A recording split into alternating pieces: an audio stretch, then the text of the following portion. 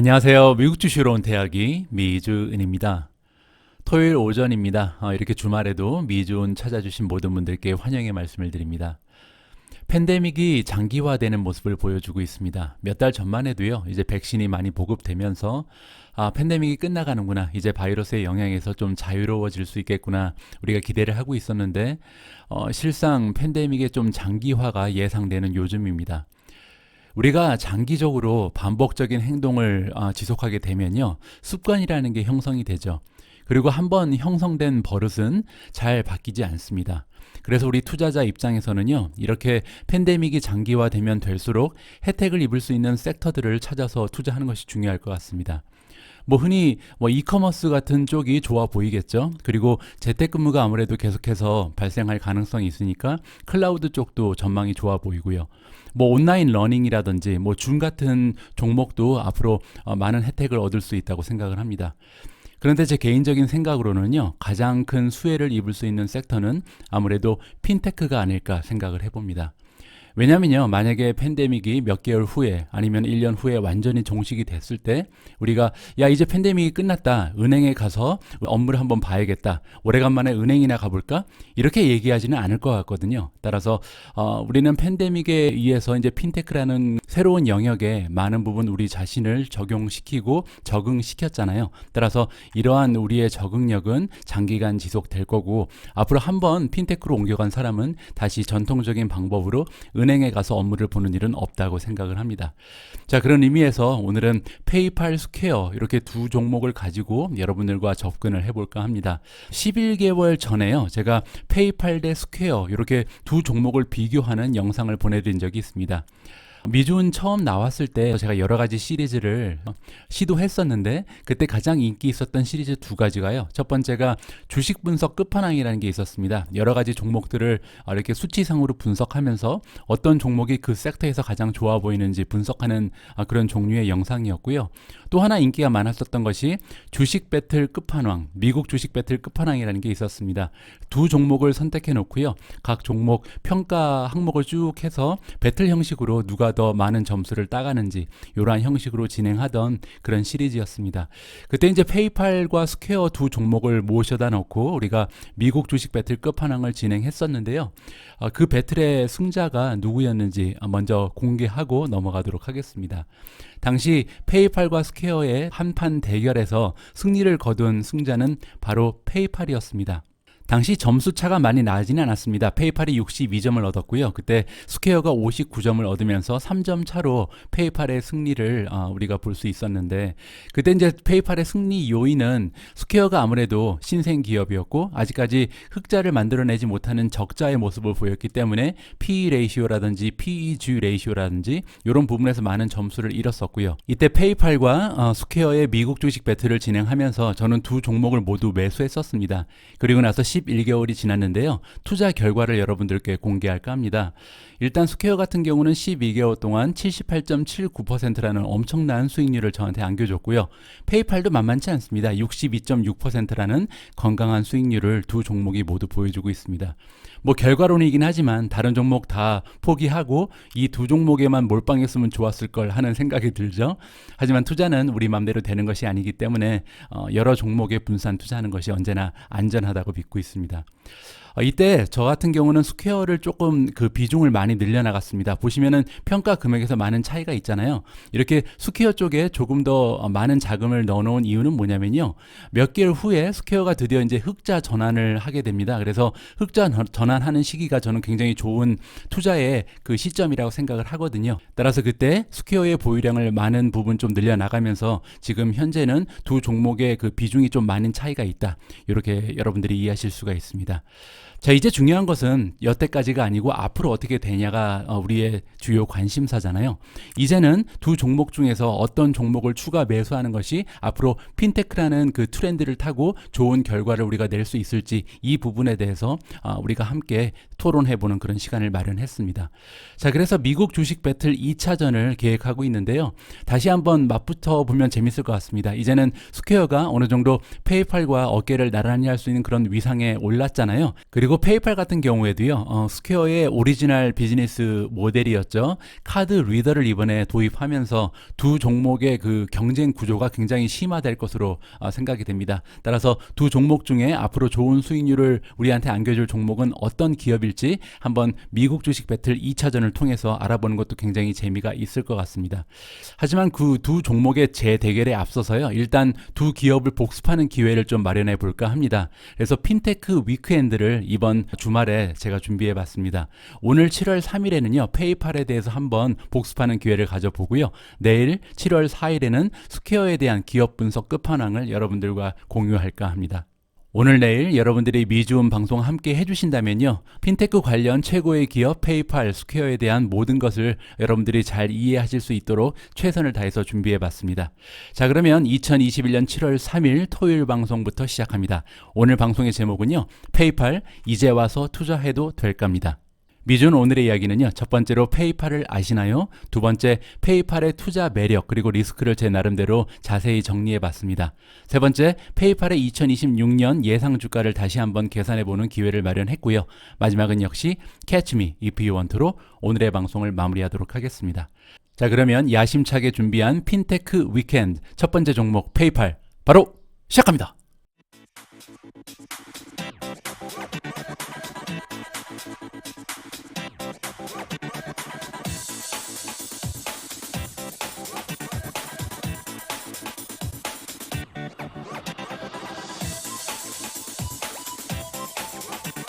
이번 주말에도 미주음과 함께 해주시는 모든 분들께 감사의 말씀을 드립니다. 구독, 좋아요는요, 여러분과 제가 함께 부자가 될 수 있는 길입니다. 꼭 부탁드립니다. 자, 오늘 첫 번째 챕터로 바로 들어갑니다. 페이팔을 아시나요? 페이팔 같은 경우는요, 미국에 계신 분들은 뭐 자주 사용을 하시겠지만 한국에 거주하고 계신 분들, 그리고 저처럼 동남아 쪽에 거주하는 사람들은 자주 사용할 기회가 그렇게 없습니다. 그래서 페이팔이라는 기업에 대해서 조금 이해하고 나서 나중에 투자의 매력이라든지 리스크 부분을 살펴보는 것이 좋을 것 같습니다. 오늘 제가 여러분들과 공유하는 모든 자료는요, 2021년 2월에 있었던 페이팔의 인베스터 데이 자료, 그리고 2020년 애뉴얼 레포트를 참고했습니다.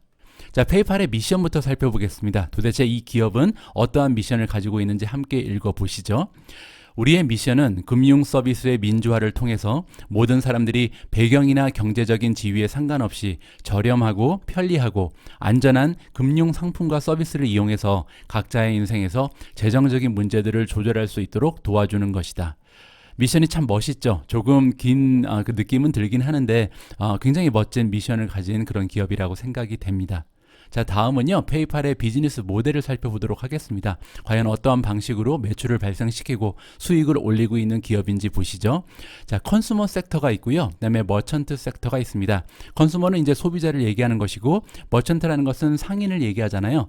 리테일 상인들 그리고 소비자 양쪽을 모두 만족시킬 수 있는 글로벌한 디지털 플랫폼을 구축하는 것을 그들의 목적으로 삼고 있는 그런 기업입니다.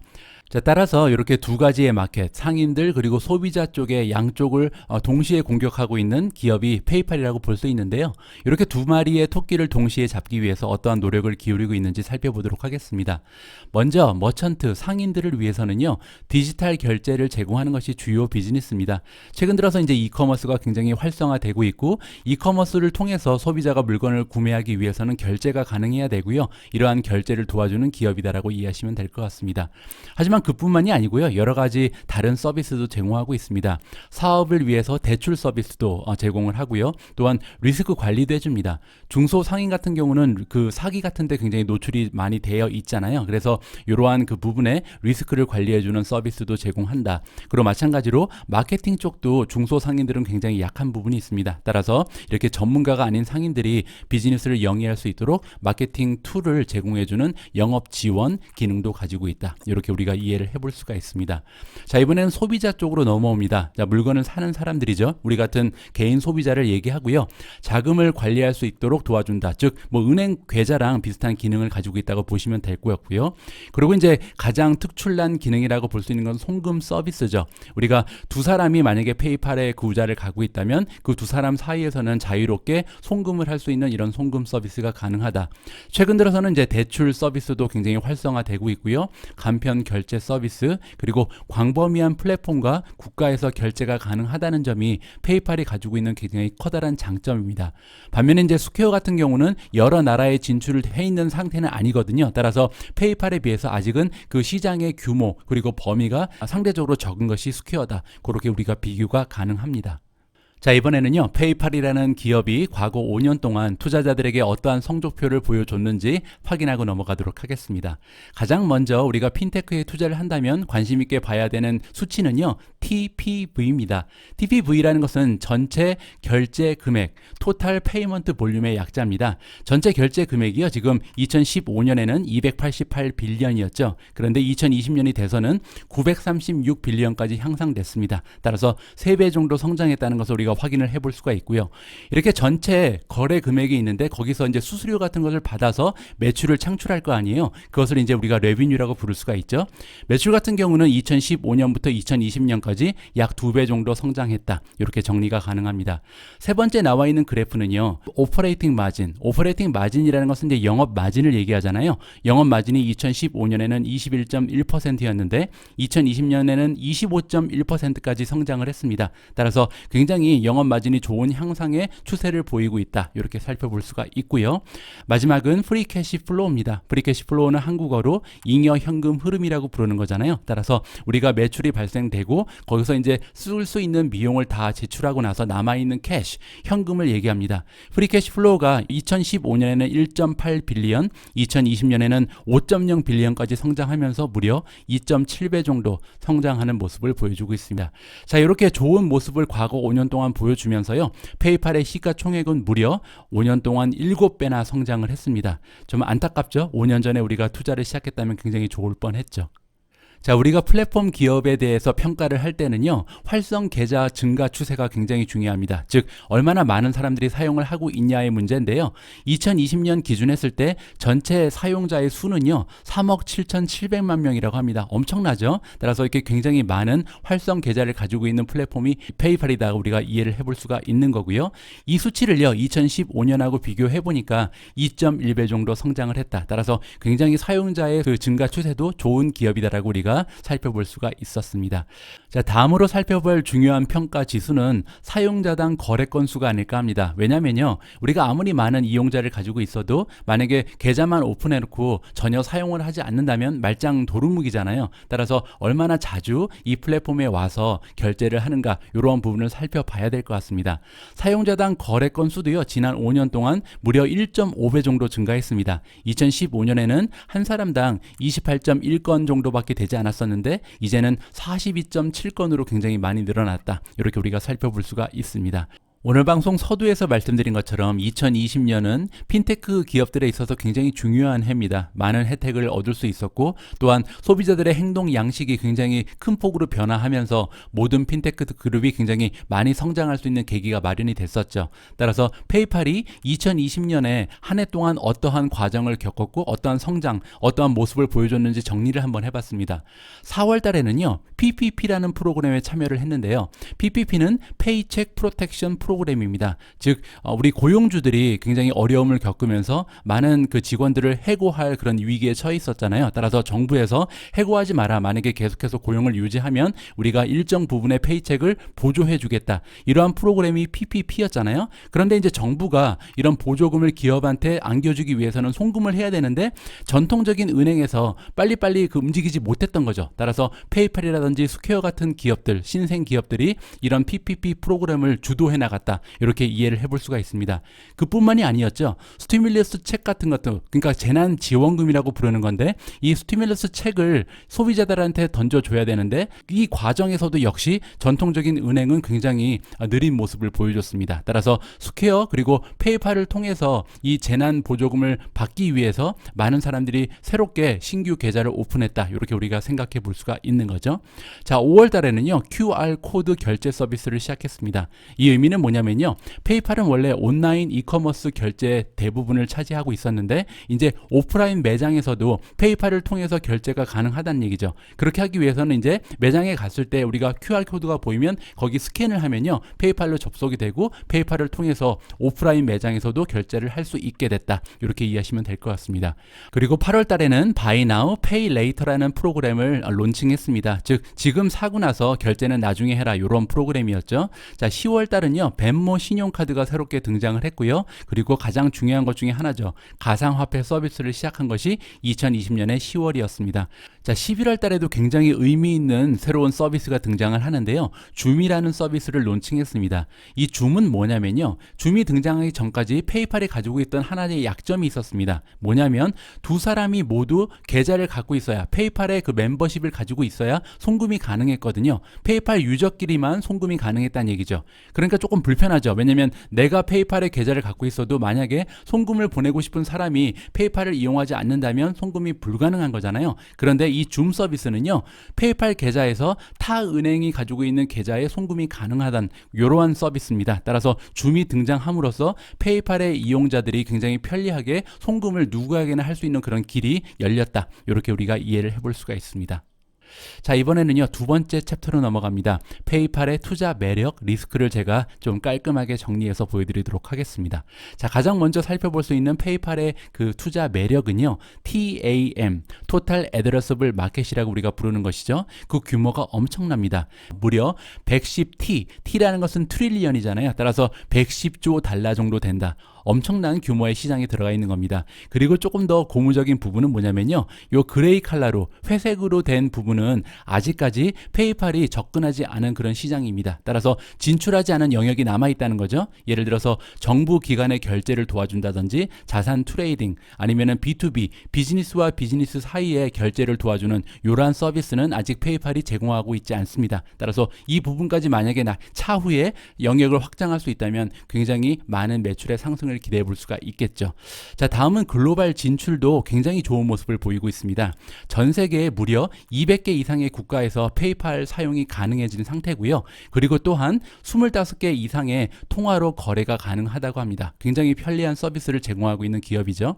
그리고 빼놓을 수 없는 페이팔 투자의 매력은 역시 팬데믹의 영향입니다. 보시는 것처럼 디지털 시장의 그 성장 추세가 굉장히 가팔라졌는데요. 특히 2019년과 2020년에 미국 디지털 시장의 침투율을 보시면요. 2019년에는 12%에 불과했는데 갑자기 2020년부터 17%로 껑충 뛰었죠. 그 얘기는 뭐냐면 팬데믹의 영향으로 디지털의 시장 침투율이 최소한 4년에서 6년 정도 앞당겨졌다. 따라서 디지털 시장의 그 성장 추세가 굉장히 무섭다라고 우리가 생각해 볼 수가 있겠죠.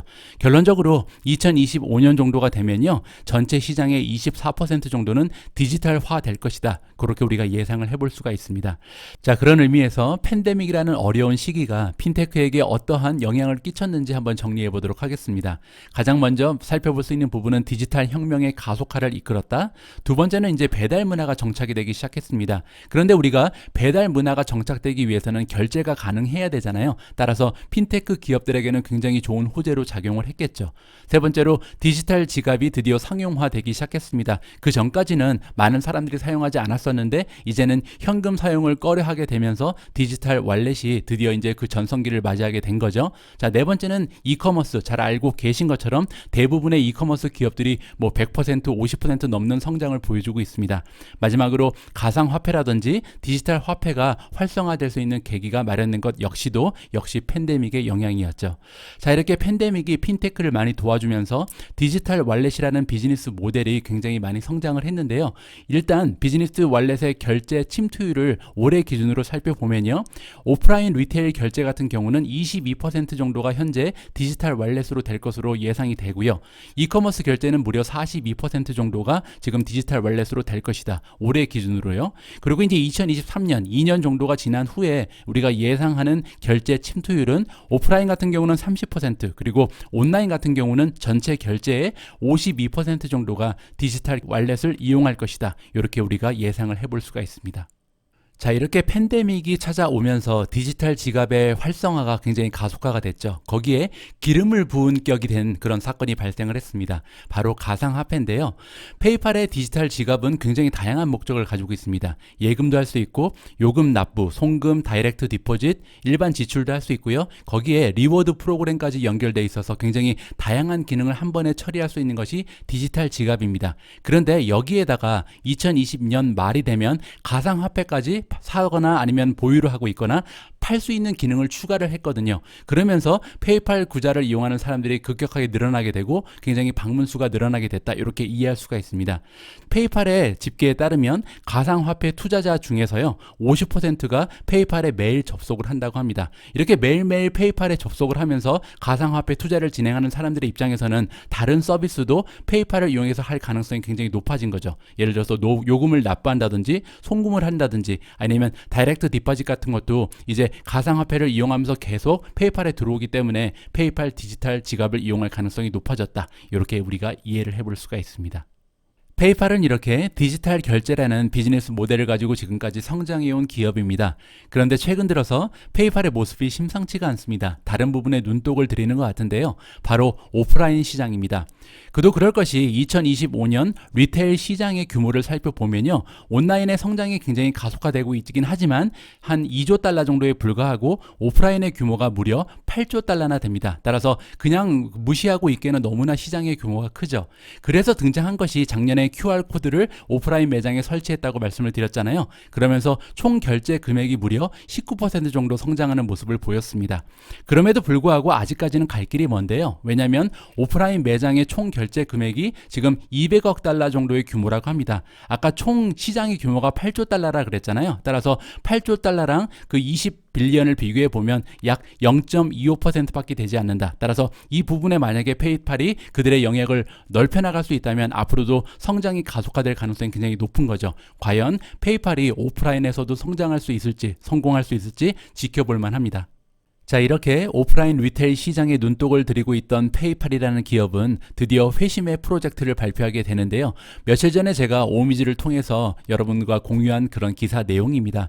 자, 페이팔 제틀이라는 것을 론칭했습니다. 페이팔 제틀은요, 카드 리더인데요. 즉, 스퀘어가 제공하고 있는 작은 디바이스랑 비슷한 역할을 하게 되겠죠. 이번 기사에 따르면 오프라인 매장 내 결제 시스템은 물론이고요. 매출 관리, 재고 관리, 리포트 기능도 가지고 있다고 하고요. 이커머스랑 연결도 가능하다고 합니다. 그리고 회계 기능까지 가지고 있는 굉장히 다양한 서비스를 이용하는 플랫폼이다. 이렇게 이해할 수가 있겠죠. 그러면서 중소상인들이요. 디지털 상의 영업 그리고 오프라인 영업을 통합적으로 운영할 수 있는 그런 프로그램이 드디어 론칭이 된다. 따라서 페이팔 하나만 있으면 스퀘어와 마찬가지로 중소상인들이 오프라인, 온라인 그 상업 영업 활동을 하는데 전혀 지장이 없게 그렇게 진행이 됐다라고 생각을 해볼 수가 있겠죠. 자, 그렇게 되면요. 스퀘어의 머천트 모델과 겹치게 되잖아요. 앞으로 페이팔과 스퀘어의 그 경쟁 구조가 굉장히 뜨거워질 것이라고 예상이 됩니다. 자, 이렇게 뜨거워지고 있는 경쟁 구조에서 페이팔의 경쟁력이 만만치가 않습니다. 자, 왼쪽에 나와 있는 그래프는요. 지금 현재 그 사람들이 많이 사용하는 디지털 결제 시스템을 소비자들이 얼마나 인지하고 있는지 그리고 만족도는 어떻게 되는지 보여주는 그래프입니다. 가장 왼쪽에 나와 있는 시스템이 페이팔이고요. 그 옆에 있는 것이 벤모. 벤모 역시도 페이팔이 운영하고 있는 캐시 앱의 성격을 가지고 있는 애플리케이션이죠. 그 옆에 나와 있는 것은 젤레. 가장 시장 점유율이 높은 그런 애플리케이션이라고 보시면 되고요. 애플페이, 구글페이, 그리고 가장 오른쪽에는 스퀘어가 가지고 있는 캐시 앱이 등장합니다. 자, 가장 위에 있는 파란색은 뭐냐면요. Never heard of it. 잘 모르는 시스템이다라고 대답한 그런 소비자고요. 그 밑에 있는 자주색은요. Not interested. 관심이 없다라고 지금 대답을 한 것입니다. 따라서 아직까지는 디지털 결제에 대해서 모르는 사람도 많고 관심이 없는 소비자도 많다는 것을 우리가 확인을 해볼 수가 있겠죠.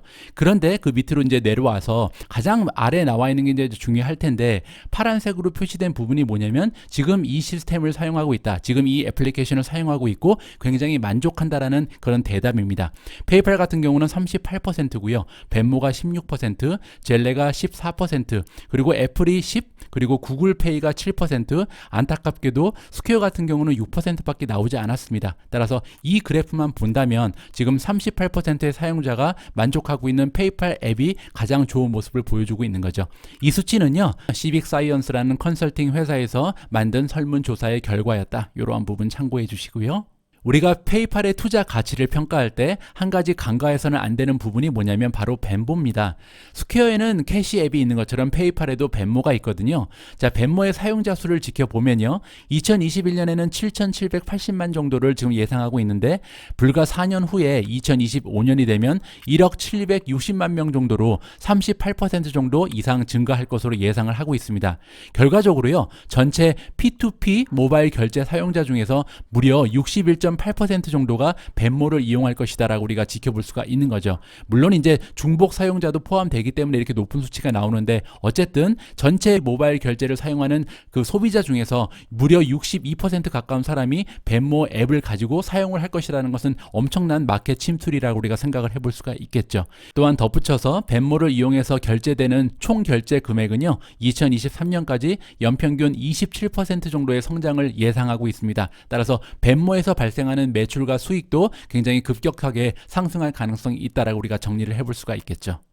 페이팔은 이렇게 성장률만 좋은 기업이 아니고요. 수익률도 만만치가 않습니다. 2020년 연말 실적을 기준으로 했을 때 영업이익 마진은 15.3% 정도가 나오고요. 순이익 마진은 오히려 더 좋습니다. 19.6%라는 20%에 육박하는 수익률을 보여주고 있는 기업이 페이팔이다. 따라서 성장도 하고 있지만 수익률도 굉장히 높은 그런 종목이라는 것을 우리가 확인을 해볼 수가 있고요.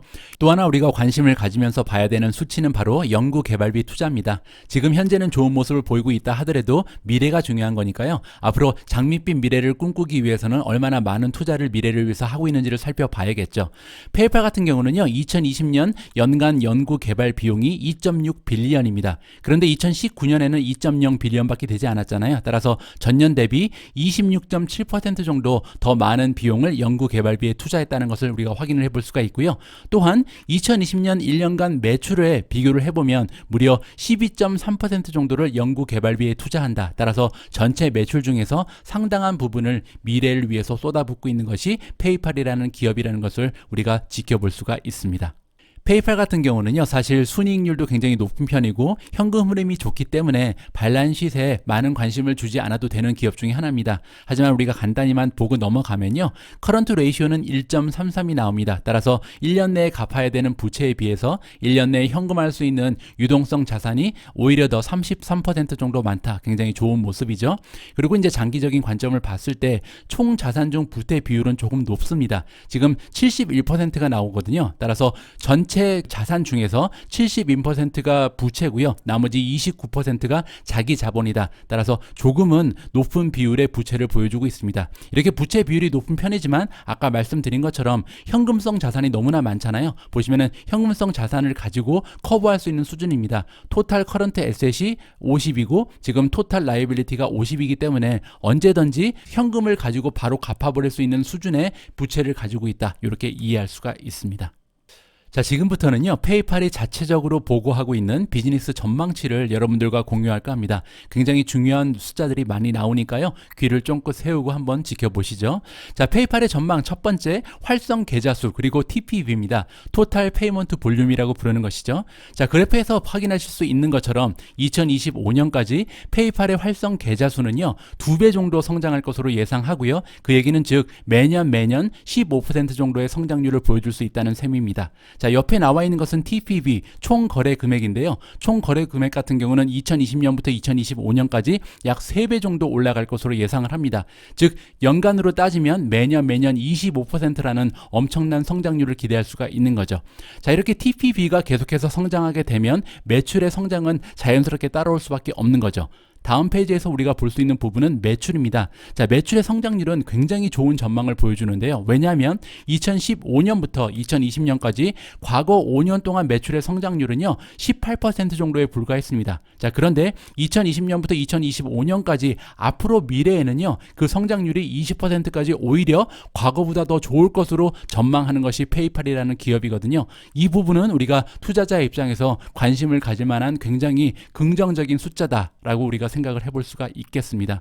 자, 그렇게 되면 2020년부터 2025년까지 매출이 무려 2.3배 정도 성장한다. 그리고 이제 50빌리언이라는 게 어느 정도 시장의 전문가들과 의견이 맞아떨어지는지를 확인을 해봤거든요. 시킹 알파를 보시면요, 2025년 시장의 전문가들이 던져주고 있는 매출 전망치는 53.24빌리언입니다. 따라서 페이팔의 자체 전망보다 오히려 시장의 전문가들은 더 좋은 전망을 하고 있다. 따라서 어느 정도 실현 가능성이 굉장히 높은 수치라고 우리가 기대를 해볼 수가 있겠죠. 그뿐만이 아닙니다. 이렇게 매출만 성장하는 것이 아니고 수익률 역시도 함께 향상할 수 있을 것으로 우리가 전망을 해볼 수가 있는데요. 2020년 기준으로 했을 때 약 25% 정도의 그 오퍼레이션 마진을 보여주고 있는데 2025년이 되면 이 영업 마진이 33%까지 올라갈 것이라는 것이 페이팔의 자체 전망입니다. 그렇게 되면요, 주당 순이익은 무려 매년 22% 정도 올라갈 수 있다는 거죠. 이렇게 주당 순이익이 매년 22% 올라간다는 것은요, 주가가 22% 정도 올라갈 가능성도 있는 겁니다. 만약에 프리미엄이 유지만 된다면요, 굉장히 좋은 소식이죠. 자, 이번에는요, 페이팔이 자체적으로 발표한 자금 운용 계획을 살펴보도록 하겠습니다. 페이팔은요, 향후 5년간 잉여 현금 흐름을 약 400억 달러를 만들어낼 것으로 기대를 하고 있습니다. 엄청난 양의 현금이 발생되는 거죠. 여기에서 이 현금을 이용해서 어떠한 부분에 투자를 할 것인지를 투자자들에게 발표를 해줬는데요. 가장 먼저 플랫폼 향상, 그리고 상품을 발전시키는 데 우선 투자하겠다. 굉장히 중요한 부분이죠. 그리고 굉장히 긍정적인 부분은 뭐냐면요, 잉여 현금의 30%에서 40% 정도는 지속적으로 자사주 매입에 사용할 것이라고 발표를 했습니다. 그렇게 되면 투자자 입장에서는 주가 상승할 수 있는 그 여지가 더 높아지는 거잖아요. 마지막으로 성장의 가속화, 네트워크 효과를 증가시킬 수 있는 그런 기업이 발견이 되면 인수합병을 하겠다. 전반적으로 굉장히 긍정적인 소식을 투자자들한테 전해주고 있습니다. 자, 오늘 방송의 분량이 굉장히 길어질 정도로 투자 매력이 넘쳐나는 기업이 페이팔인데요. 자, 이번에는 페이팔이 가지고 있는 투자 매력을 한 페이지에 깔끔하게 정리해 보도록 하겠습니다. 자, 일단은 시장의 규모겠죠. 110조가 넘는 규모의 시장을 가지고 있다. 두 번째로 팬데믹이 굉장히 커다란 호재로 작용을 합니다. 디지털 혁명이 가속화되고 있고요. 배달 문화가 정착되고 있고 디지털 지갑이 상용화되고 있다. 여러 가지의 좋은 트렌드를 보여주고 있습니다. 그래서 2023년이 되면 오프라인 리테일의 30% 정도가 디지털 지갑, 그리고 온라인 결제에는 무려 52% 정도가 디지털 지갑이 차지하게 될 것이다. 이러한 전망을 우리가 볼 수가 있었고요. 이커머스가 성장하는 부분도 앞으로 페이팔이 점점 더 성장할 수 있는 좋은 계기가 될 수 있겠죠. 또한 가상화폐 세계의 성장, 17%의 페이팔 사용자가요, 비트코인을 거래한다고 합니다. 따라서 비트코인 거래가 활성화되면 될수록 페이팔을 사용하는 사용자의 수도 더 점점 늘어날 수밖에 없겠죠. 또한 페이팔은 오프라인의 POS 시장도 진출을 선언했잖아요. 페이팔 제틀이 얼마나 성공을 거둘 수 있을지가 굉장히 관심의 대상이 되고 있고요. 2020년에서 2025년까지 연평균 매출 성장을 20% 정도를 보고 있다는 점도 굉장히 중요한 투자의 매력인 것 같습니다. 거기에 또 하나 우리가 잊지 말아야 할 것은 자사주 매입도 한다 그랬잖아요. 따라서 20% 이상의 성장을 보여줄 수 있는 것이 그 페이팔이라는 주가의 성장이다. 이렇게 한번 기대를 해보겠습니다. 자, 마지막으로요, 이미 구축 단계에 도착한 네트워크 효과를 낼 수 있는 것이 페이팔이라는 종목이다. 이렇게 정리를 해보고 싶습니다. 페이팔에 투자하더라도 투자의 리스크는 우리가 생각을 하면서 투자를 진행해야겠죠. 이러한 투자 리스크들이 점점 커지는지 작아지는지도 계속 모니터링을 해야겠고요. 자, 첫 번째 투자 리스크는 역시 밸류에이션입니다. 너무나 비싸거든요. PER이 지금 66배에 이르고 있고요. PSR은 더 좋지 않습니다. 25배가 넘어가는 프라이스 투 세일즈 레이쇼를 보여주고 있다. 따라서 굉장히 비싼 그 프리미엄을 주고 매수해야 되는 종목이라는 것을 기억을 해야 될 것 같습니다. 자, 두 번째로요, 비트코인의 변동성. 비트코인에 지금 맞물려 있는 부분이 상당히 있기 때문에 페이팔의 변동성이 조금 커질 수 있다는 것을 우리가 생각을 해야 될 것 같고요. 세 번째로 스퀘어와 소피파이가 페이팔의 굉장히 커다란 리스크가 될 수가 있습니다. 스퀘어 같은 경우는 페이팔과 거의 비즈니스 모델이 지금 겹쳐 있는 상태고요. 쇼피파이 같은 경우는 최근 들어서 쇼페이를 활성화시키면서 그 결제 서비스 쪽에도 굉장히 욕심을 많이 내고 있는 기업이잖아요. 따라서 스퀘어와 쇼피파이가 마켓에서 어느 정도의 점유율을 확보하는지를 우리가 계속 계속해서 체크를 해봐야 될 것 같습니다. 전통은행 기업들의 반격입니다. 아직까지 두드러진 모습을 보여주지는 못하고 있는데 전통은행 기업들은 상당히 커다란 자금을 확보하고 있잖아요. 따라서 이러한 자금을 이용해서 이들이 핀테크 쪽에 진출을 한다면 역시 페이팔 비롯한 스퀘어, 쇼피파이에게 커다란 위협이 될 수 있다. 이러한 부분도 우리가 생각을 해봐야겠죠. 자, 이렇게 매력적인 모습을 많이 보여주는 기업이 페이팔인데요. 그러면 2026년이 됐을 때 우리가 기대할 수 있는 주가는 어느 정도일지 한번 계산을 해보도록 하겠습니다. 미주의 예상 주가 산정 방식 두 가지죠. 가치주 우량주 같은 경우는 어닝 퍼 시어 곱하기 프라이스 투 어닝 레이시오를 사용하고요. 성장주는 레비뉴 퍼 시어 곱하기 프라이스 투 셀즈 레이시오를 사용합니다. 자, 오늘 우리가 함께 공부하고 있는 페이팔 같은 경우는요. 이미 S&P 500 지수에 포함이 되어 있고요.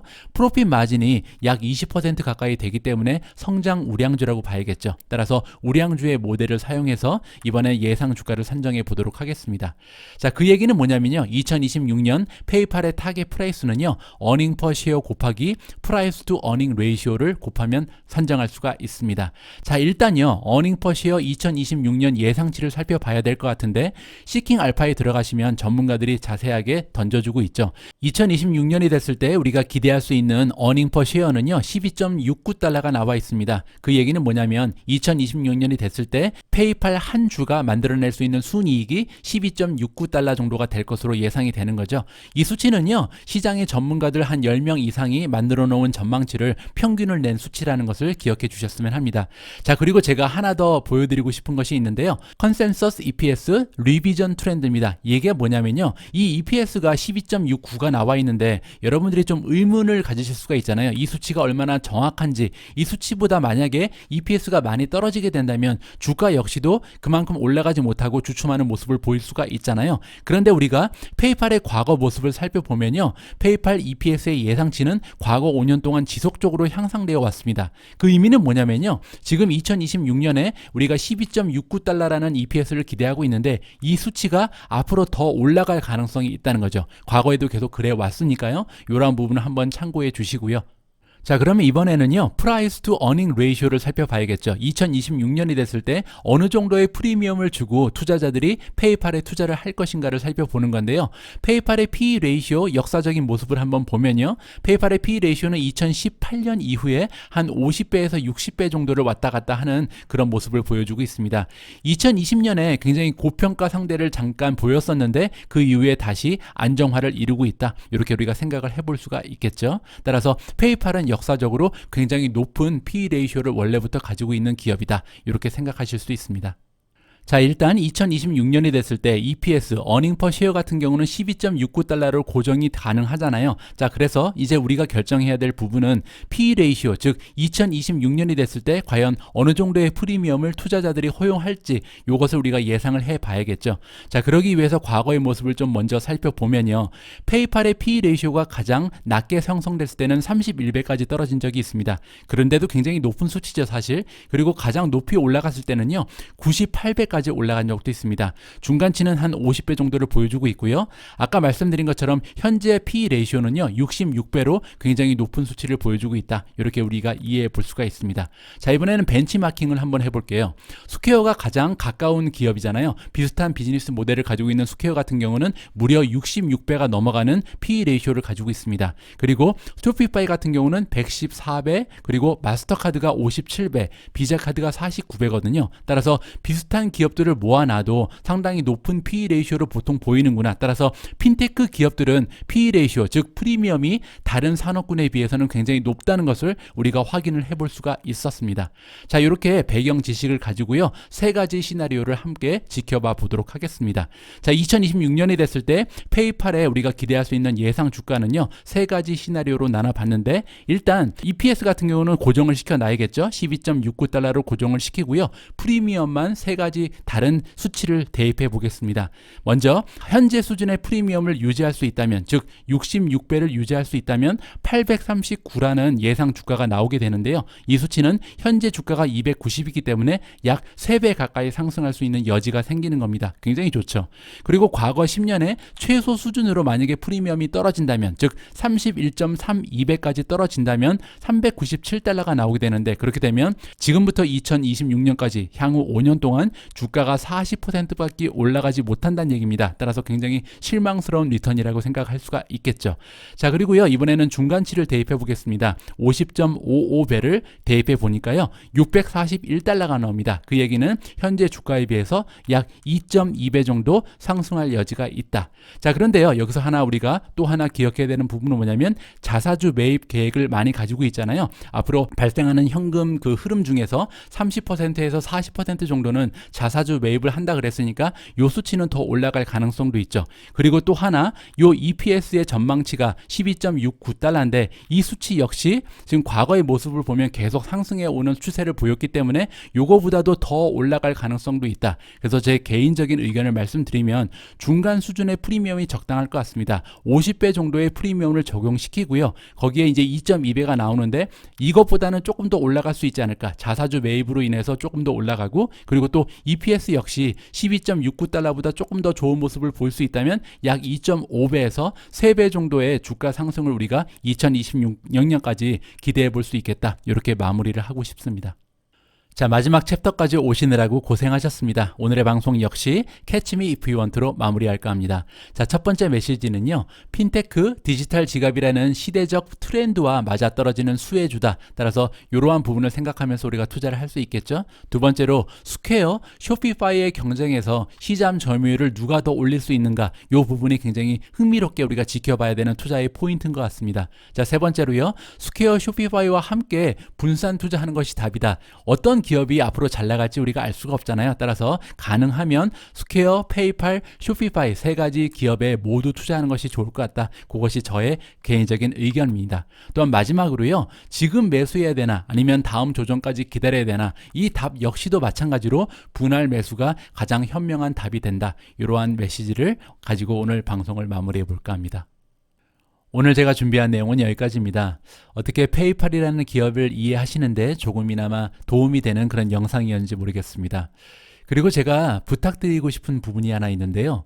페이팔이라는 기업은 제가 직접 사용해 본 적이 별로 없기 때문에, 그리고 한국에 계신 많은 분들께서도 조금 생소하신 그런 어플리케이션입니다. 따라서 만약에 미주은 패밀리 분들 중에서 페이팔을 자주 사용하시는 분들이 계시면, 그리고 혹시나 스퀘어랑 동시에 사용하시는 분들이 계시면 여러분들이 가지고 계신 의견을 좀 전해 주셨으면 합니다. 미주은 패밀리 분들 중에서요, 무려 28%나 되시는 분들이 미국이나 캐나다에 거주를 하고 계시거든요. 따라서 30% 가까운 분들이 지금 미주은 패밀리로 계시기 때문에 이분들 중에서 혹시 페이팔이나 스퀘어에 대한 의견을 공유해 주실 분들이 계시면 꼭 좀 부탁드린다. 이러한 부탁 말씀을 드리고 싶습니다. 자, 오늘 방송 끝까지 해주신 분들 너무나 감사드립니다. 오늘도 너무나 긴 방송이었죠. 자, 토요일 굉장히 즐거운 마음으로 보내시고요. 내일은 약속드린 것처럼 스퀘어라는 기업을 가지고 다시 여러분들 앞에 나타나도록 하겠습니다. 우리 모두가 미국 주식 투자로 은퇴하는 그날까지 다 함께 화이팅입니다. 행복한 하루 되세요. 감사합니다.